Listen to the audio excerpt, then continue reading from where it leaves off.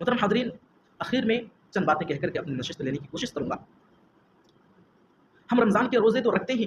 رمضان میں ایک مہینے تک پکا سچا ایماندار مسلمان بننے کی کوشش کرتے ہیں،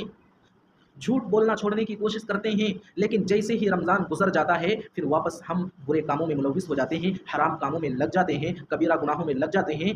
کیونکہ ہمیں رمضان کے فیوز و برکات حاصل نہیں ہوئے، رمضان کے اثرات ہماری زندگی پر وارد نہیں ہوئے۔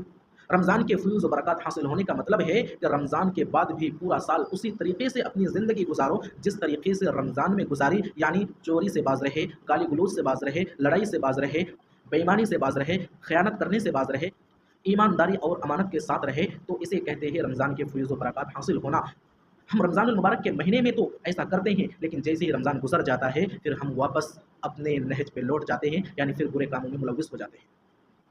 تو آئیے ہم دیکھتے ہیں کہ ہمارے ساتھ ایسا کیوں ہوتا ہے۔ رمضان تو ہم اچھا گزارنے کی کوشش کرتے ہیں، لیکن جیسے ہی رمضان گزر جاتا ہے پھر ہم برے کاموں میں پھنس جاتے ہیں، ایسا کیوں ہوتا ہے؟ تو اس کے لیے اللہ کے نبی صلی اللہ علیہ وسلم نے ارشاد فرمایا، صحیح بخاری کے اندر کتاب الصوم میں ہے، من صوم رمضان ایمانا واحتسابا غفر له ما تقدم من ذنبه، جو بندہ رمضان کا روزہ رکھے ایمان کے ساتھ اور ثواب کی امید رکھتے ہوئے، اللہ رب العزت اس کے پچھلے گناہوں کو معاف کر دیتا ہے۔ یعنی روزہ رکھنے کی بہت ساری شرطوں میں سے اس حدیث پاک کے اندر دو شرطیں بیان کی گئی ہے کہ ایمان کے ساتھ روزہ رکھے، یعنی ایمان کے اندر پہلی چیز ہے توحید، ہم توحید کے دائرے میں رہیں۔ اگر ہم توحید کے دائرے میں ہیں تو ہمارا عمل محفوظ ہے، اگر ہم توحید کے دائرے سے نکل گئے تو پھر گویا کہ ہم شیطان کے بہکاوے میں آ گئے، ہمارا عمل اب محفوظ نہیں رہ پائے گا، اب شیطان ہمیں گمراہ کر لے گا۔